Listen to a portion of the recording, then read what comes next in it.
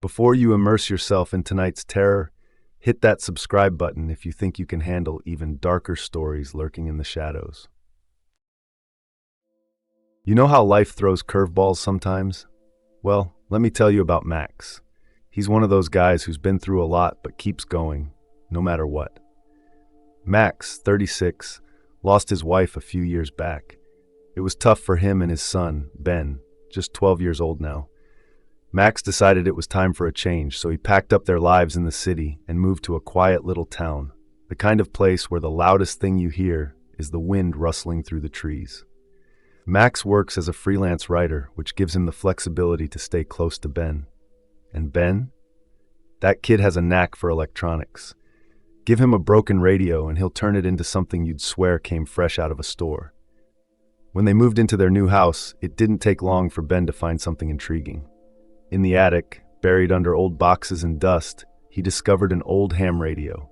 You know, one of those vintage ones that look like they've been through a war.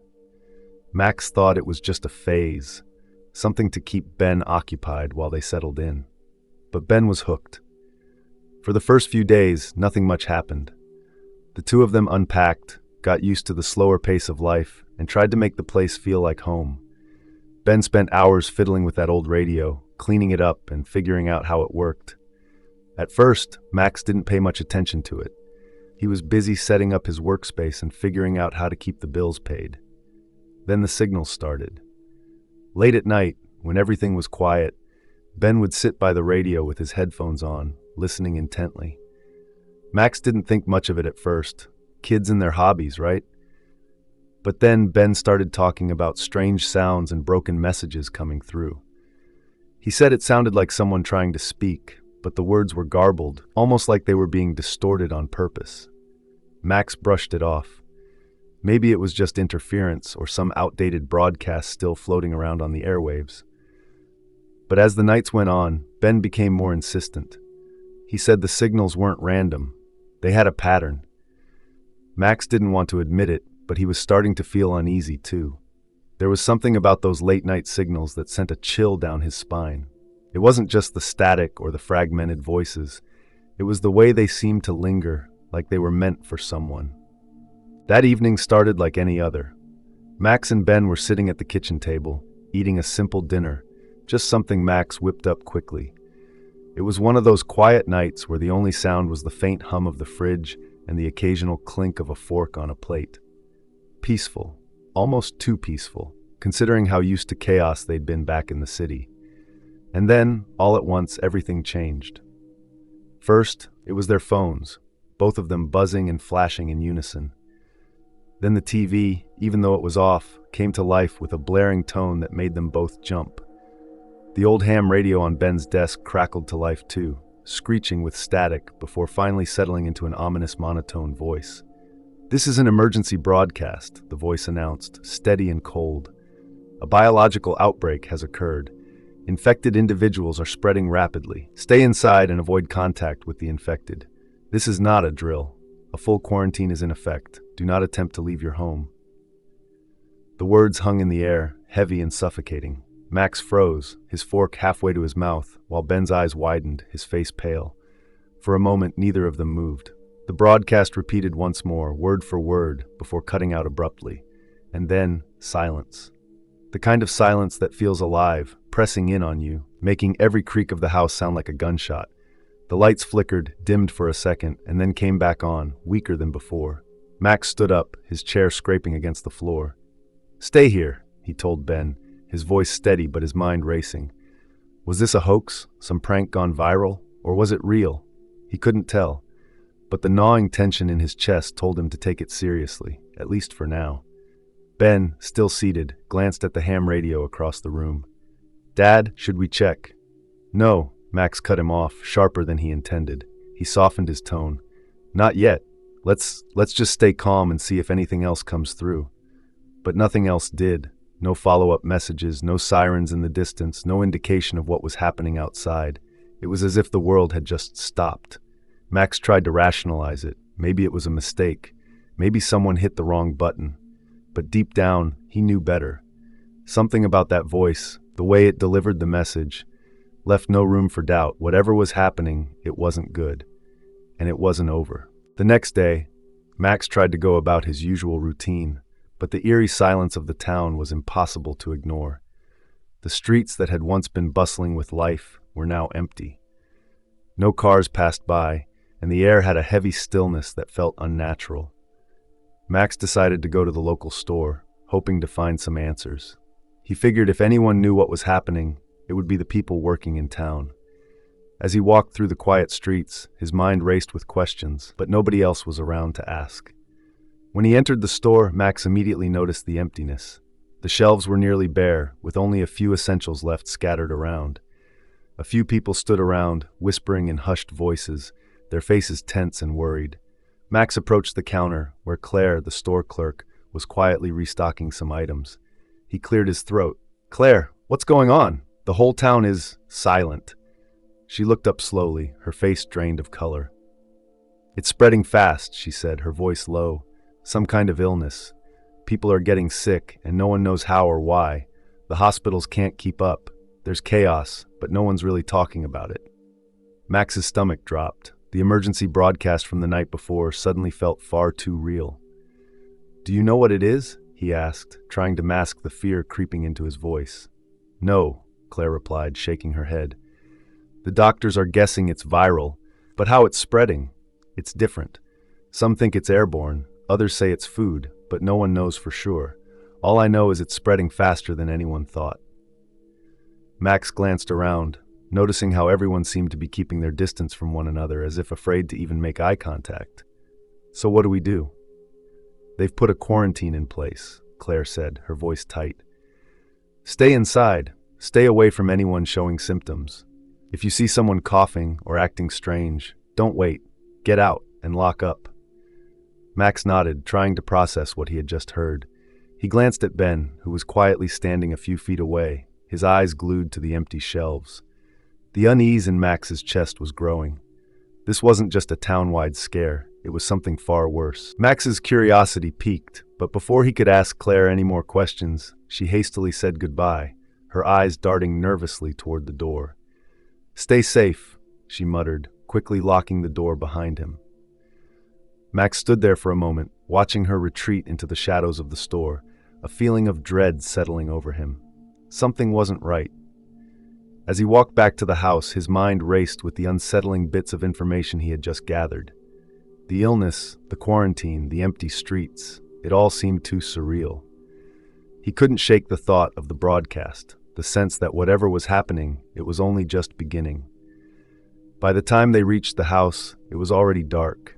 Ben had been quiet since their trip to the store, his usual enthusiasm for tinkering with his radios replaced by a somber silence. The two of them sat down for dinner, but the atmosphere was heavy, the tension in the air palpable.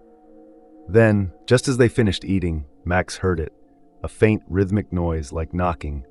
At first, he thought it was just the wind, or maybe something from the old house settling. But then it came again, louder this time. "Dad, what's that?" Ben asked, his voice barely above a whisper. Max couldn't answer. He stood up and walked toward the door, his pulse quickening. When he opened it, the street was eerily quiet at first, but then he saw them. A group of people staggered down the street, their movements jerky and disjointed. Max's heart skipped a beat. They were barely walking, their eyes glazed over and unseeing. Some of them had blood smeared across their clothes, their faces blank, like they were in a trance. Max squinted, trying to make sense of what he was seeing. He recognized a few of them, people from the town, neighbors, even the mailman. But they weren't the same. They were different, infected. Their eyes were dull and empty, and they staggered as if driven by some unseen force, their bodies twitching, jerking with each uncoordinated step. Max slammed the door shut, his heart racing in his chest. "Ben, get away from the windows!" he shouted. Ben immediately backed away, his face pale with fear. Max moved to the locks, double-checking them, his mind spinning. What the hell was happening? Suddenly, the lights flickered. The house seemed to tremble, and the power went out with a loud pop, plunging them into darkness. Max fumbled for his phone, but there was no signal. The air felt thick with tension. He could hear the infected outside now, their low groans and shuffling footsteps growing louder, echoing through the stillness of the night. The town, once so quiet, now felt like it was coming alive with chaos. Max felt his breath catch in his throat. He knew then that it wasn't just a warning. It was happening. The town was being overrun, and whatever had started in the shadows was now spilling into the streets. The infected were everywhere.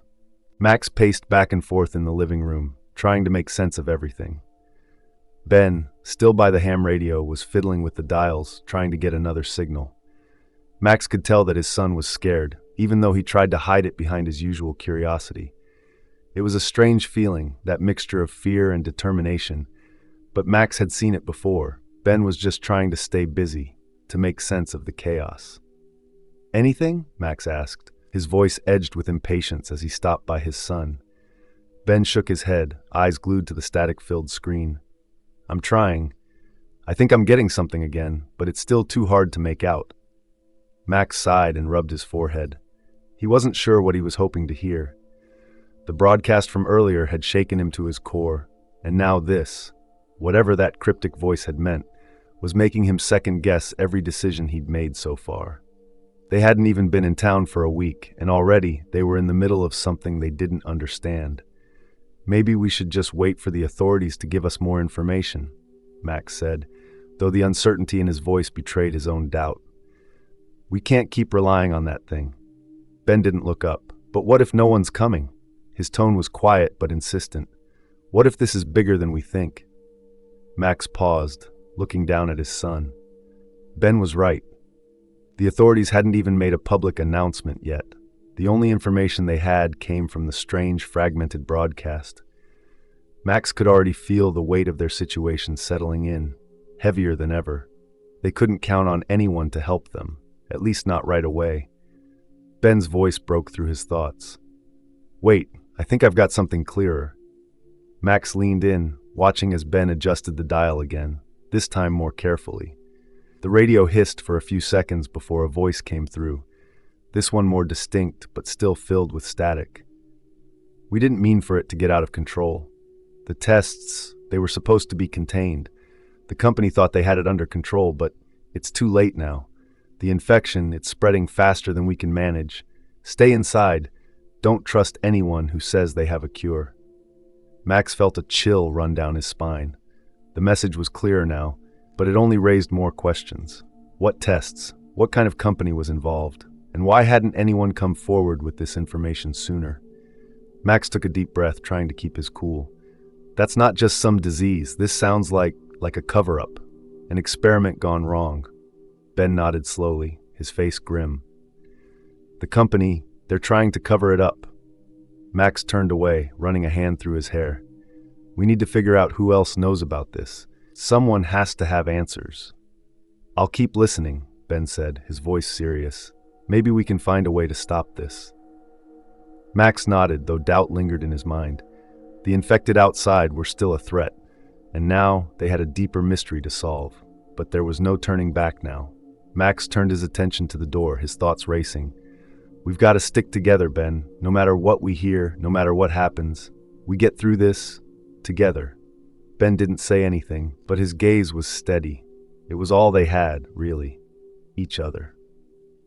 Max pulled out his phone and checked the time. The town was eerily quiet, and the power was still out.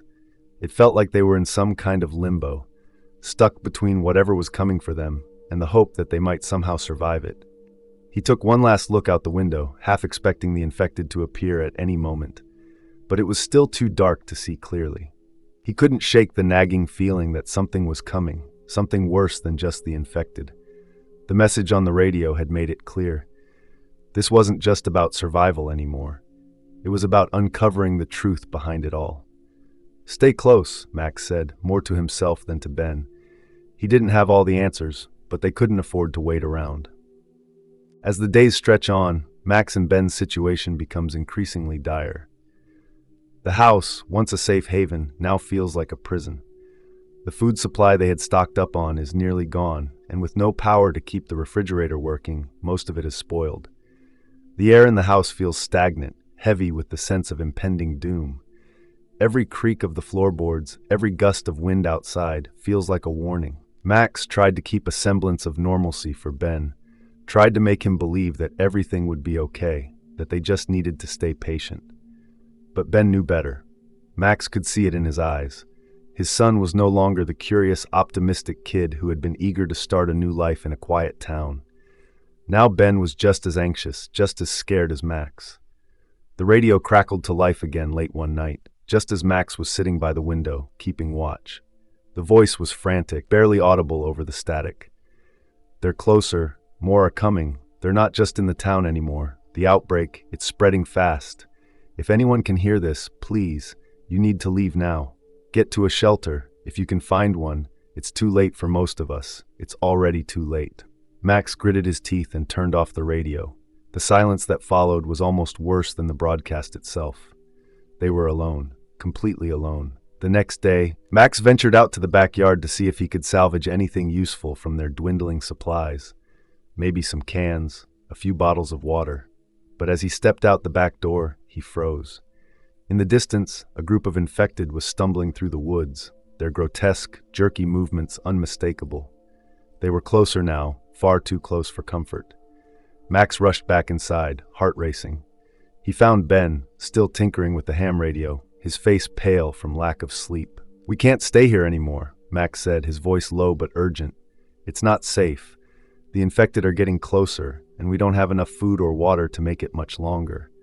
Ben looked up, his face unreadable. "What do we do?" he asked, his voice a mixture of fear and determination. Max hesitated for a moment, then made up his mind. "We leave tonight. We'll travel light, stay in the shadows. We head for the old highway. Maybe we can find a shelter or another town. We have to try." Ben didn't argue. They had no other choice.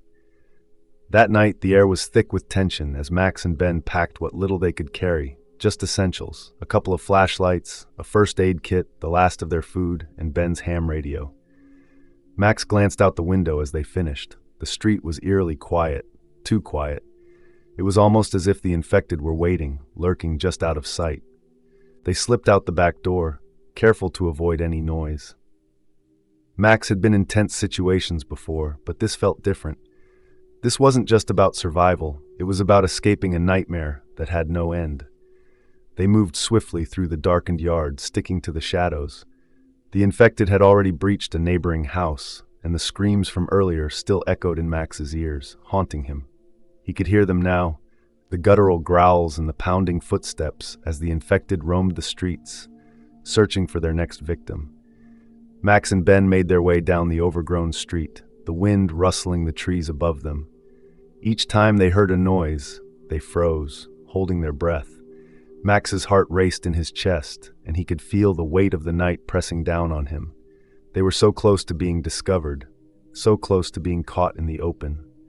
Suddenly there was a shout, followed by the unmistakable sound of someone running. Max's blood ran cold. He grabbed Ben's arm, pulling him into a narrow alleyway, hidden from view. They crouched behind an old dumpster, holding their breath as the footsteps grew louder. Max peeked around the corner, his eyes scanning the street. A group of infected staggered past them, moving in disjointed, erratic motions. They didn't notice the two of them huddled in the alley. Max's grip on Ben tightened as they waited for the danger to pass. When the street finally cleared, Max signaled for them to move. They stayed in the shadows, their footsteps nearly silent on the cracked pavement as they made their way toward the old highway. The town, which had once felt so peaceful, now felt like a distant memory. They had to get out. It was only a matter of time before the infected overwhelmed the entire area. After what felt like an eternity, they finally reached the outskirts of town, where the highway stretched out before them, empty and desolate. Max paused for a moment, looking back at the town. The lights were gone, the streets deserted. There was no sign of life, no sign of anyone who could help them. "Come on," Max said, his voice firm. "We keep moving. We've got to stay ahead of them." Ben nodded, his face determined, though the exhaustion in his eyes was evident. They started down the highway, each step taking them further from the nightmare that had overtaken their lives. The road ahead was uncertain, but it was the only path they had left. Max didn't know what they'd find, if they'd find anything, but he knew one thing for sure: they weren't going to stop. Not now. Not ever. As they walked down the highway, the factory loomed behind them, a crumbling reminder of the temporary refuge they'd left behind. The survivors there had been cautious, but Max could see the fear in their eyes. Even in the relative safety of the factory, they'd known it was only a matter of time before the infected found them. The weight of that truth hung heavily as Max and Ben moved forward into the unknown. The distant hum of their footsteps, the only sound in the oppressive silence. The factory, the people, the whispers of a shelter, all of it felt like a world slipping further out of reach. But there was no turning back now. As Max and Ben approached, their eyes wary and alert, a few people glanced up from their makeshift camp. They were a ragtag group, dressed in a mix of old clothes, some clearly scavenged from abandoned stores. They looked as exhausted as Max and Ben felt, but there was a guardedness in their eyes, a hesitance to trust. One of the survivors, a woman in her late 30s, stepped forward. She had a rifle slung over her shoulder and wore a tight expression. "You two lost, or just looking for trouble?" she asked, her voice sharp.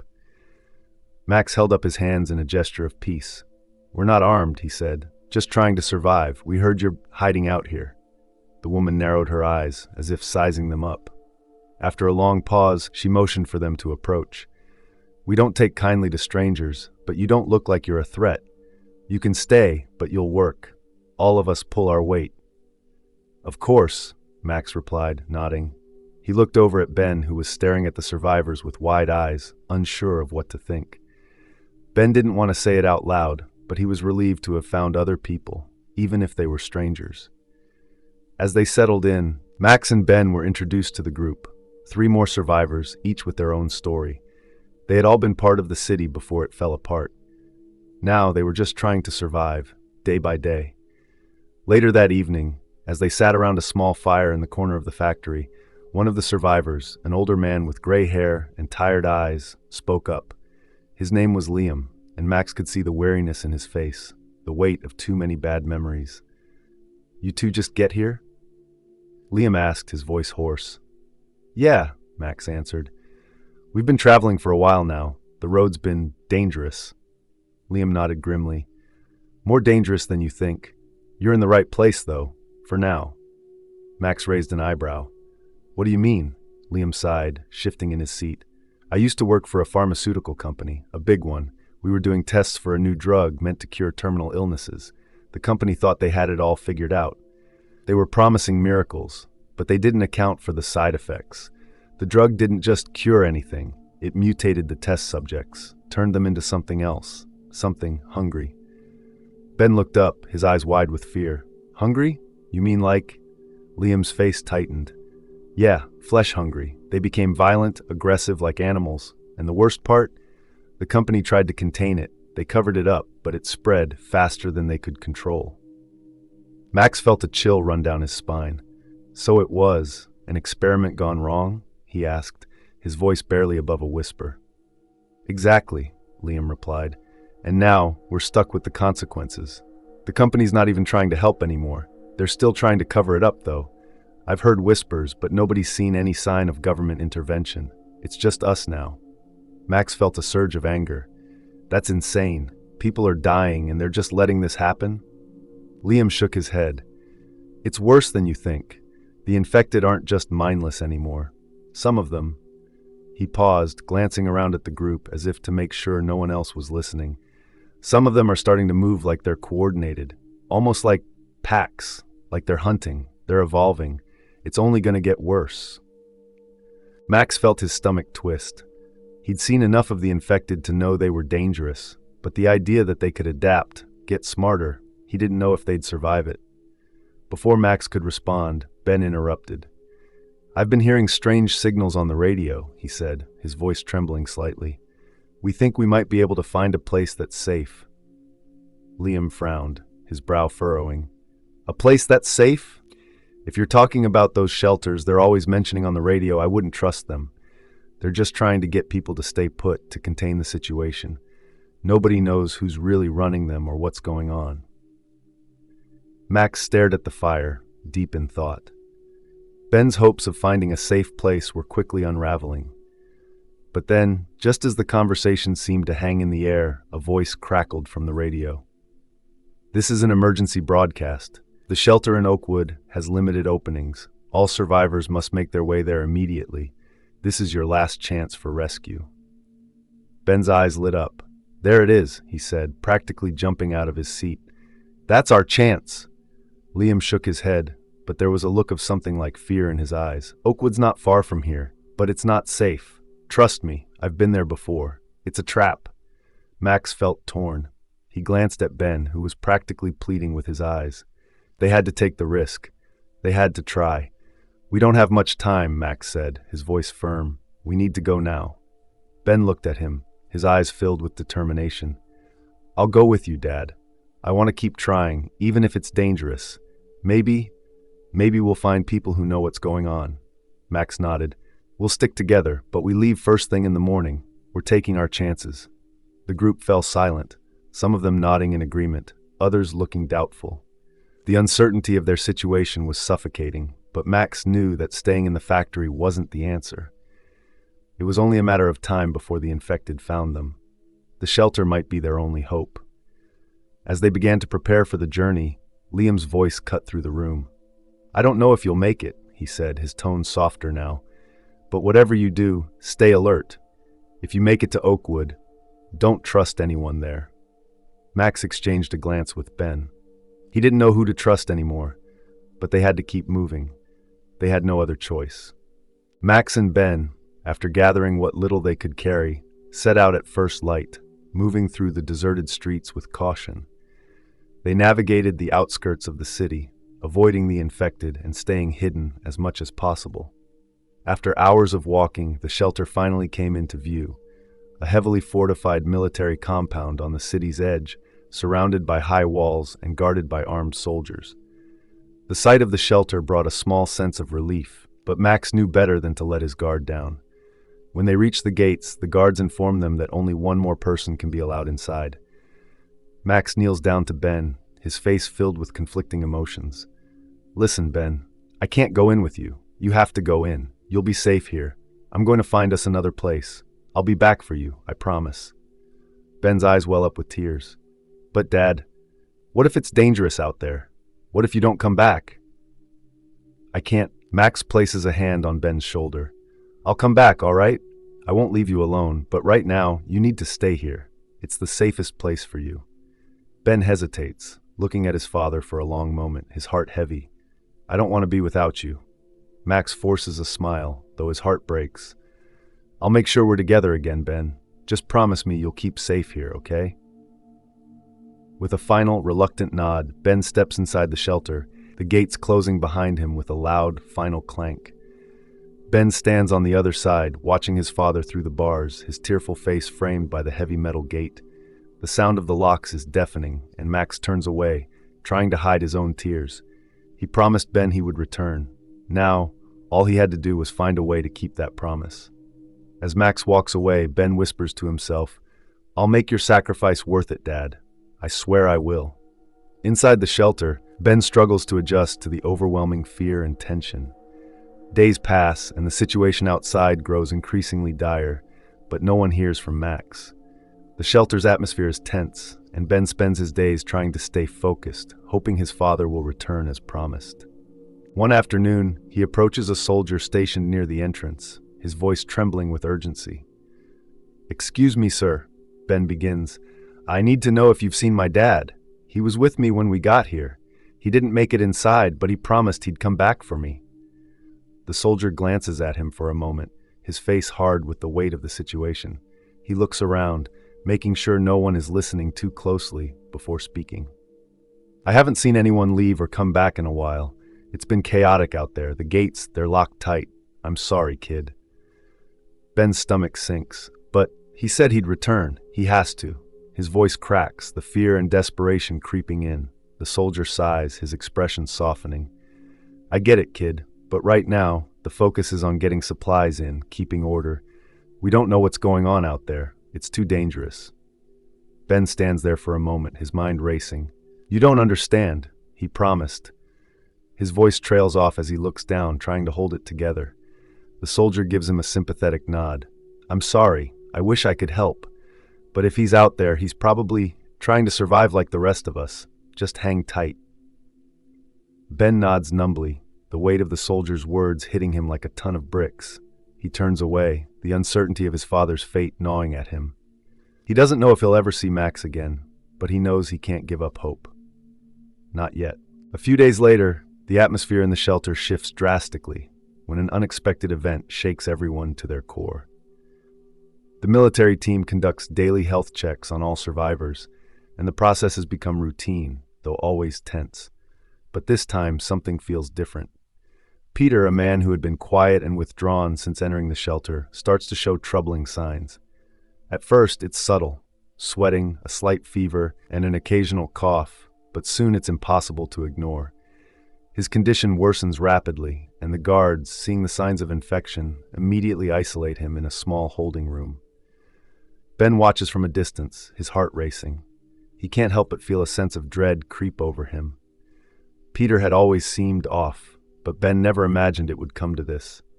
The guards are on high alert, and whispers begin to circulate among the survivors.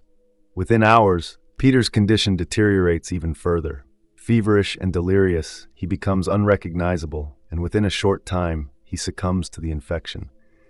The shelter is thrown into a state of panic. No one can fully grasp the enormity of what just happened.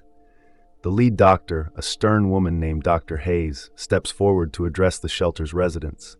She announces that an autopsy will be performed to understand how Peter had been infected so quickly. The tension in the room is palpable as the survivors await the results. When Dr. Hayes reappears later that day, her face is grave. "I don't know how to say this," she begins, her voice low, but Peter wasn't infected by the outside world. His infection began long before he arrived here. He had hidden his symptoms during the initial screening, something we missed, and only after the intense stress of the situation did the virus take hold. The room falls silent as the realization settles in. Peter had been infected before entering the shelter, meaning the virus had already breached their supposed safe haven. We thought we were safe inside," one of the survivors mutters, his voice shaking. "How did we not see this?" Dr. Hayes shakes her head. "The virus evolves quickly. The stress, the fear, it accelerates the symptoms. We were caught off guard." Ben's stomach churns as he takes in the full weight of the situation. The virus is already inside, and they can't trust anyone. His mind races to the implications of this revelation. If Peter was infected before entering, who else might have been hiding symptoms? How many more people in the shelter could be compromised? Max's absence lingers in the back of Ben's mind, but now there's something even more pressing to worry about. The safety of the shelter is no longer guaranteed. The virus has found a way in, and it's only a matter of time before it spreads faster than they can control. The walls of the shelter, once a symbol of safety, now feel like they're closing in. He can't shake the feeling that they're all sitting ducks, and the worst is yet to come. But his concern for his father grows, and Ben can no longer stay silent. One evening, as the shelter continues to buzz with tension, he approaches the military captain, his heart pounding in his chest. His voice is low but filled with desperate urgency.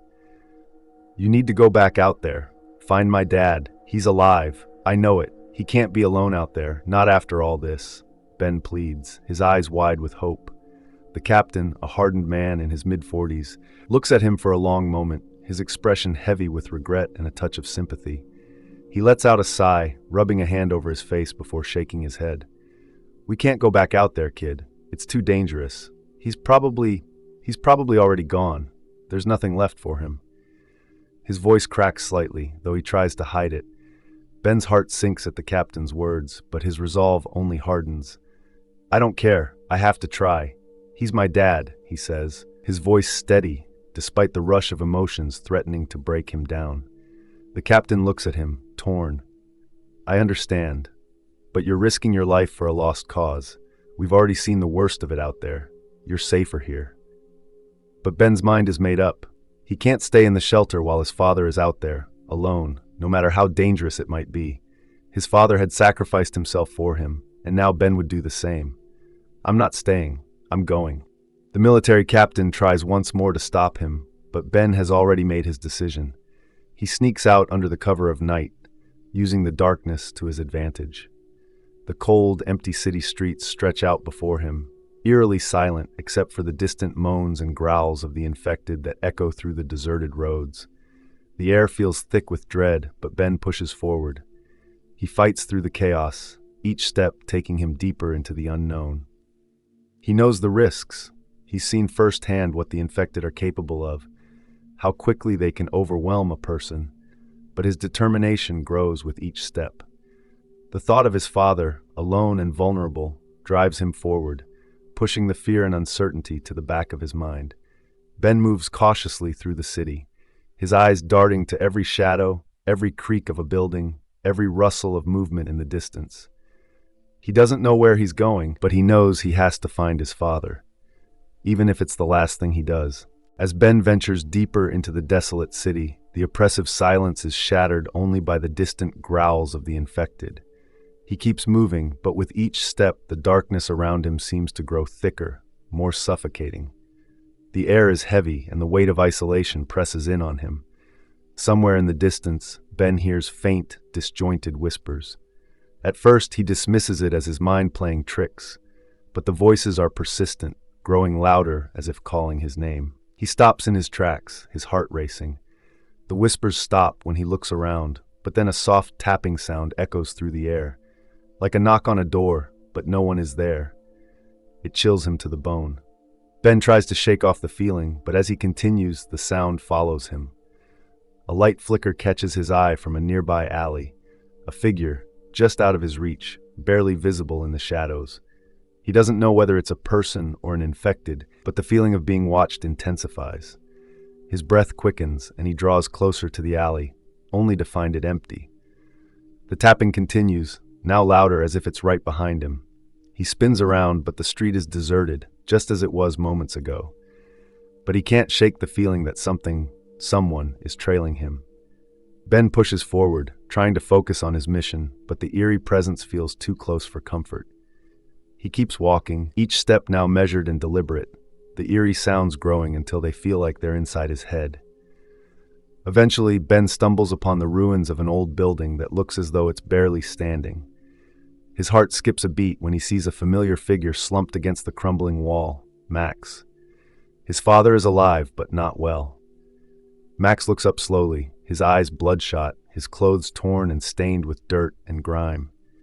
He's still breathing, but weak, struggling to stay conscious.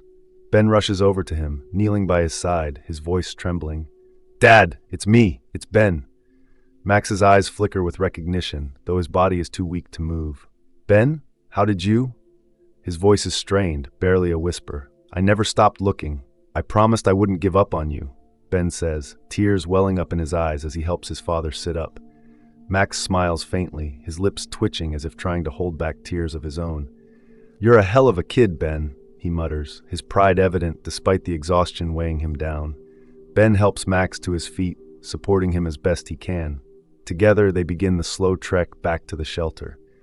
The journey is long and taxing, but Ben doesn't let go of his father, determined to bring him back to safety.